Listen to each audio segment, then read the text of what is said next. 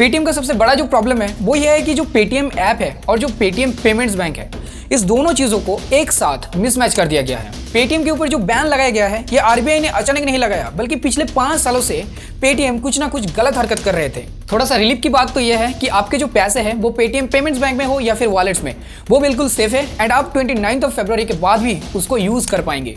Paytm के जो owner है उन्होंने बोला है कि हम जरूर एक हल निकालेंगे, पेटीएम पेमेंट्स बैंक को ऐसे थोड़ी ना जाने देंगे, पर हमें ऐसा नहीं लगता है कि इतने कम समय के अंदर वो कुछ कर पाएंगे।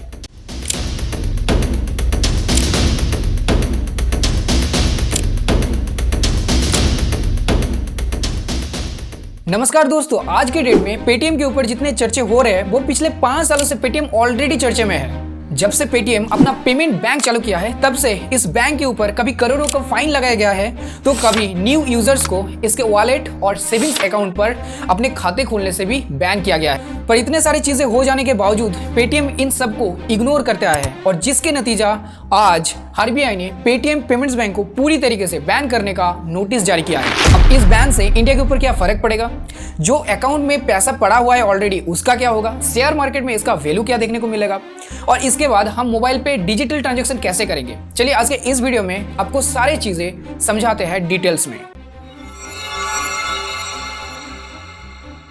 पेटीएम पेमेंट्स बैंक के ऊपर हुए इस बैन को समझने के लिए हमें कुछ साल पहले जाना होगा, जब इंडिया में पेटीएम ऐप और पेटीएम पेमेंट्स बैंक को लॉन्च किया जा रहा था। सन 2010 में पेटीएम ऐप को इंडिया में पहली बार लॉन्च किया गया 197 कम्युनिकेशन कंपनी की तरह। 197 कम्युनिकेशन कंपनी पेटीएम का ही पेरेंट कंपनी है, जिसका फाउंडर है विजय शेखर शर्मा। कंपनी की जब शुरुआत किया गया था तब सिर्फ पेटीएम ऐप मतलब पे थ्रू मोबाइल ऐप, सिर्फ यही एक ऐप था जो कि एग्जिस्ट कर रहे थे as a multinational fintech company के तौर पर, जिसके अंदर मोबाइल पेमेंट रिलेटेड जो भी सर्विसेज था, जैसे रिचार्ज करना, QR code payment, sound box, ऐसे और भी बहुत सारी चीजों को प्रोवाइड किया जा रहा था, जो कि सही भी थे और समय के साथ साथ इनका ग्रोथ भी देखने को मिला। सब कुछ बेहतरीन चल रहे थे और जब समय के साथ साथ इनका पॉपुलैरिटी और ज्यादा बढ़ा तब शायद इनको ख्याल आया कि अगर एक बैंक खोला जाए और उस बैंक को पेटीएम ऐप के साथ लिंक कर दिया जाए तो शायद उनका सर्विसेज एंड बिजनेस एक ब्रॉड रेंज में फैल जाएगा। और इसी सोच के साथ 2015 में आरबीआई से विजय शेखर शर्मा और उसकी टीम पेमेंट बैंक खुलवाने के लिए लाइसेंस को अप्रूव कराता है। लाइसेंस मिलने के बाद 2017 में पेटीएम पेमेंट्स बैंक का काम शुरू हो जाता है और इस तरीके से शुरुआत होती है पेटीएम पेमेंट्स बैंक की। पर बैंक खोलने की 1 साल के अंदर अंदर ही आरबीआई ने पेटीएम की वॉलेट और सेविंग्स अकाउंट दोनों पर न्यू यूजर्स के ऑनबोर्डिंग पर बैन लगा दी। पर क्यों? क्योंकि पेटीएम एक तीर से 2 निशाना लगा रहा था। वो कैसे? देखिए, पेटीएम का जो वॉलेट है और पेटीएम का जो सेविंग्स अकाउंट है वो दोनों अलग चीज है, पर इन दोनों को यूज करने के लिए आपको केवाईसी कराना जरूरी है। पर जब कोई सिर्फ वॉलेट को यूज करने के लिए अपना केवाईसी कंप्लीट कर रहे थे तब कहीं ना कहीं उनको बिना बताए उनके सेविंग्स अकाउंट भी ओपन किया जा रहा था। इस काम के लिए पेटीएम एजेंट्स भी रिक्रूट की और हर एक अकाउंट खोलने पर उनको 50 रुपया का कमीशन भी मिलते थे। साथ ही साथ एजेंट क्या कर रहे थे, 20 या 30 रुपए का और कमीशन देकर उनके अंदर सब एजेंट भी हायर कर रहे थे। मतलब यहाँ पर इनडायरेक्टली एमएलएम स्कीम को प्रमोट किया जा रहा था। और जब इसका रिपोर्ट एंड कंप्लेन आरबीआई के पास आया तब आरबीआई इंस्टेंटली पेटीएम के न्यू यूजर्स के ऑनबोर्डिंग पर बैन लगा दी। 2019 में पेटीएम इस बैन को हटा लिया, पर इसके 2 साल के अंदर अंदर ही 2021 में आरबीआई ने फिर 1 करोड़ का इसके ऊपर पेनाल्टी लगा दी।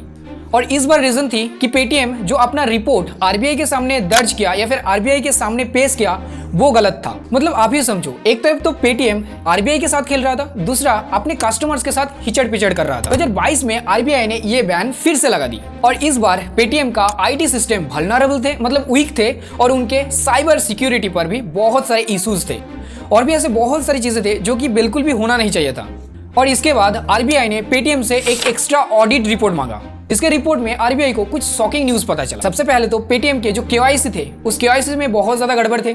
जो अकाउंट पेटीएम पेमेंट्स बैंक में है वो अकाउंट किसका है, कुछ केसेस में ये तक अपने पेटीएम को पता नहीं था, और जिस अकाउंट्स में बहुत सारे लार्ज अमाउंट्स में ट्रांजैक्शंस भी चल रहे थे। इवन कस्टमर्स के एक पैन कार्ड पर हजारों और अकाउंट्स लिंक थे। अब आप ही सोचिए, पेटीएम पेमेंट बैंक जो कि इंडियन डिजिटल पेमेंट की पियोनियर था, अगर उस कंपनी में ऐसे केसेस देखने को मिले तब लोगों को भरोसा इंडियन बैंकिंग सिस्टम के ऊपर कितना ज्यादा रह जाएगा। 2022 खत्म ही हुए थे कि 2023 आते आते आरबीआई ने पेटीएम पेमेंट बैंक के ऊपर 5.4 सीआर का और एक पेनाल्टी लगा दी। और इस बार रीजन थे पेटीएम का केवाईसी नॉन कंप्लायंस के ऊपर। इतने चीजें सेवरल टाइम के लिए हो रहा था, पर इन सब चीजों के ऊपर पेटीएम का कोई भी एक्शंस नजर ही नहीं आ रहा था।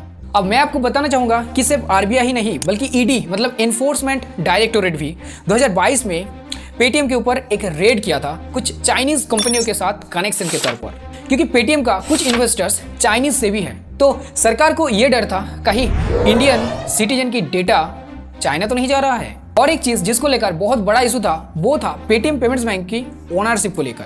पेटीएम के 51% ओनरशिप थे विजय शेखर शर्मा के पास और 49% ओनरशिप थे इनके ही पेरेंट कंपनी 197 कम्युनिकेशन के पास। अब यहाँ पर पेटीएम बैंक और पेटीएम ऐप इस दोनों को डिफरेंस नहीं किया गया है। पेटीएम पेमेंट्स बैंक की हर एक काम पेटीएम ऐप के थ्रू कंट्रोल किया जाता है। बैंक टू बैंक ट्रांजेक्शन हो, लोन, डेबिट, हर एक चीज पेटीएम ऐप में ही होता है। इंडिविजुअल एक बैंक के लिए इंडिविजुअल एक ऐप रहना जरूरी है, जैसे कि एसबीआई का अपना ऐप है यूनो एसबीआई, पर यहाँ पर पेटीएम बैंक और पेटीएम ऐप दोनों को एक साथ मर्ज किया गया हुआ है, जहाँ पर किसके डेटा कहाँ पर यूज हो रहे हैं इसका कुछ अता पता नहीं है, जो कि आरबीआई के गाइडलाइन के बाहर है।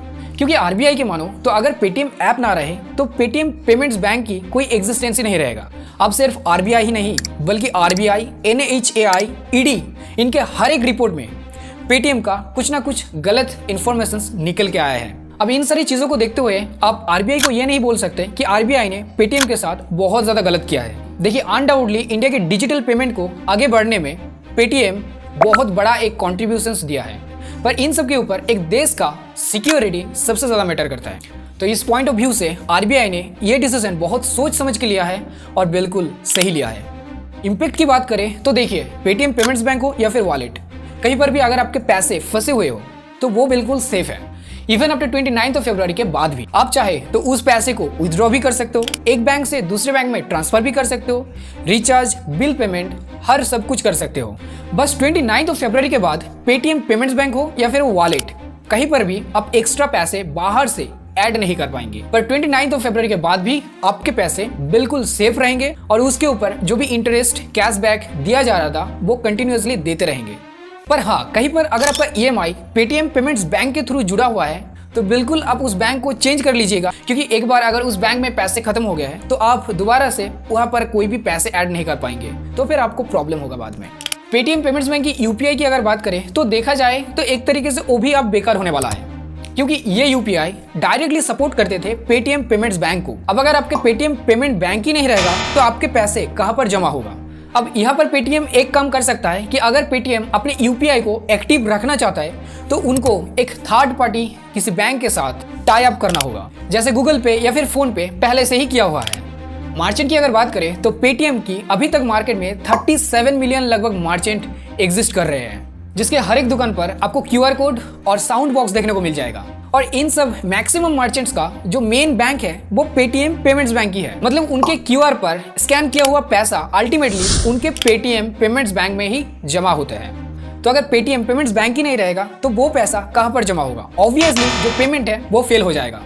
अब यहाँ पर मैं आपको एक चीज क्लियर करना चाहूंगा कि जब कोई कस्टमर किसी मर्चेंट को पेमेंट करते हैं उसके क्यूआर के थ्रू, तो वो पेमेंट सबसे पहले तो एक नोडल अकाउंट पे जमा होता है एंड देन उसके कुछ देर बाद सारे के सारे जो पेमेंट है पेटीएम पेमेंट बैंक में या फिर अगर कोई और बैंक में वो जुड़ा हुआ है, वो क्यूआर अगर जुड़ा हुआ है उसमें भेज दिया जाता है।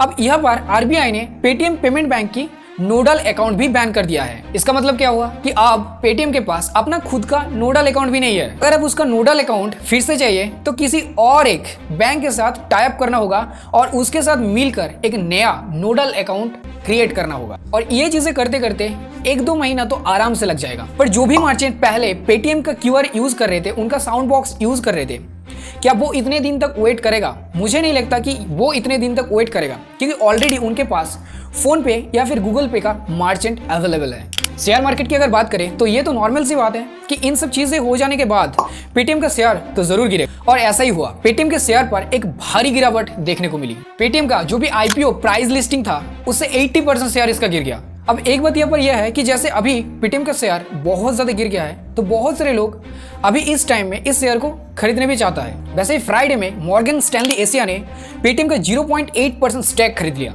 244 करोड़ की एक बहुत बड़ी डील थी ये, लगभग 50 लाख शेयर पेटीएम की खरीदा है।